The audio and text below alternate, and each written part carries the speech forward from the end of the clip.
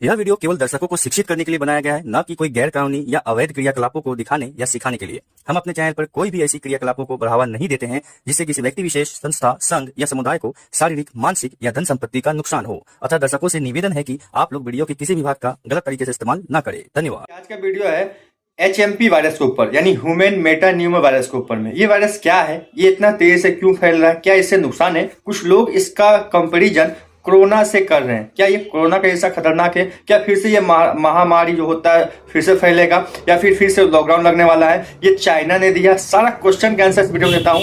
घबराने की बात नहीं है, थोड़ा डिटेल में समझाता हूँ आपको कि HMP वायरस है क्या चीज, कैसे काम करता है। देखिए, HMP वायरस नॉर्मल वायरस की तरह ही है, जिसके वजह से हमें सर्दी जुकाम खांसी हो रहा है। ये अगर बॉडी में अगर आपका घुस जाए तो आपको सर्दी जुकाम खांसी हो सकता है, नाक में जलन हो सकता है। ये नॉर्मल केस में। ज्यादा सीरियस केस में क्या हो सकता है कि आपका गला में खराश होगा, सांस लेने में दिक्कत होगा, हफनी का प्रॉब्लम होगा। मतलब एक सर्दी खांसी जुकाम में जो इशू देखने को मिलता है, सेम इशू इस वायरस की वजह से होगा अगर ये बॉडी में चला गया तो। अब एक क्वेश्चन और आएगा कि ये होता किसको है?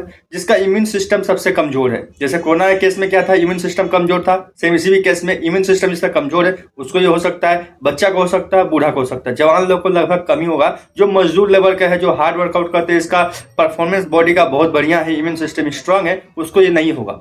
और ये वायरस से डरने का सकता है क्या? बिल्कुल नहीं है। ये नॉर्मल वायरस की तरह ही है, जैसे सर्दी खांसी जुकाम होता है। ये 2001 या 2000 के आसपास इस वायरस को खोजा गया था। ये नया नहीं है, ये पुराना वायरस ही है।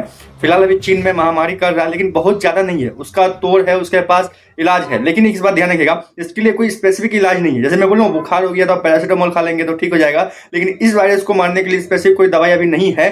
बाकी जो नॉर्मल सर्दी खांसी में लोग यूज करते हैं, सिरप या टैबलेट, वो यूज करके आप ठीक कर सकते हैं।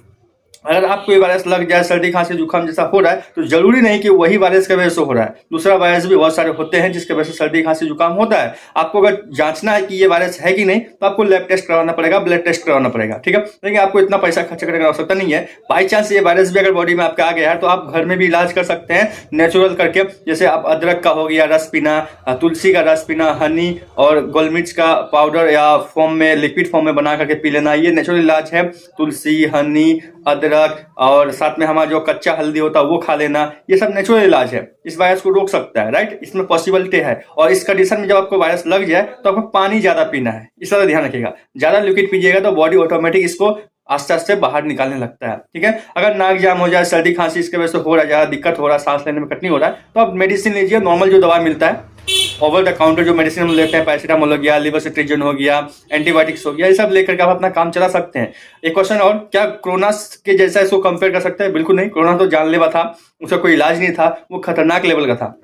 ये उतना खतरनाक नहीं है, जानलेवा नहीं है, आप इससे मरेंगे नहीं, टेंशन की बात नहीं है। बच्चों में ये ज्यादा सीरियस कंडीशन हो सकता है कि नाक सांस लेने में दिक्कत हो रहा है, उसको न्यूमोनिया टाइप का प्रॉब्लम होगा, तो लास्ट में उसको मास्क लगाया जाता है, ऑक्सीजन लेवल का मास्क, या फिर और भी एक कुछ लिक्विड डाल करके एक मास्क लगाया जाता है, जो मैं बताऊँ आप लोगों को समझ में नहीं आएगा, इसलिए बता नहीं रहा हूँ। सिंपली आप मेडिकल स्टोर में जाकर मास्क लगवा लीजिएगा, तो सांस लेने में दिक्कत नहीं होगा, बहुत सा प्रॉब्लम को सोल्व होगा। तो आशा करता हूँ आप लोगों को पूरा कंफ्यूजन मैंने क्लियर कर दिया इस वायरस के ऊपर में। तो ज्यादा डरने की आवश्यकता नहीं है। अगर आपको हो गया है या फिर नहीं भी हुआ है तो घबराने की बात नहीं है।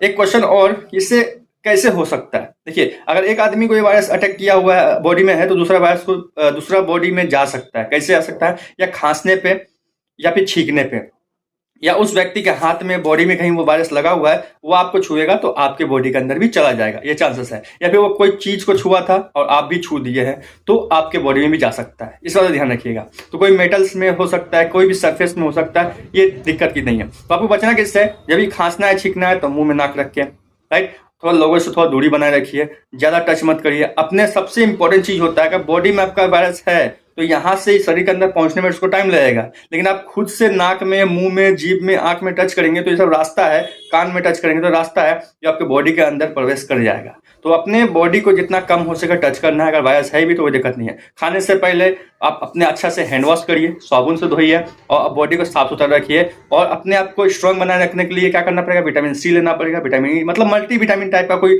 कैप्सूल, सिरप, सप्लीमेंट खाते हैं तो आपके लिए ठीक है। या फिर आपका खान पान स्ट्रांग बहुत ज्यादा है, मतलब खाने पीना न्यूट्रिशन सही है, तो ये वायरस का अटैक नहीं होगा। बाकी अगर नॉर्मल सर्दी खांसी जुकाम होता है तो दवा से आपका काम हो जाएगा, डरने की बात नहीं है। आशा करता हूँ सारा कंफ्यूजन क्लियर हो गया। तब तक के लिए बाय, जय हिंद, धन्यवाद।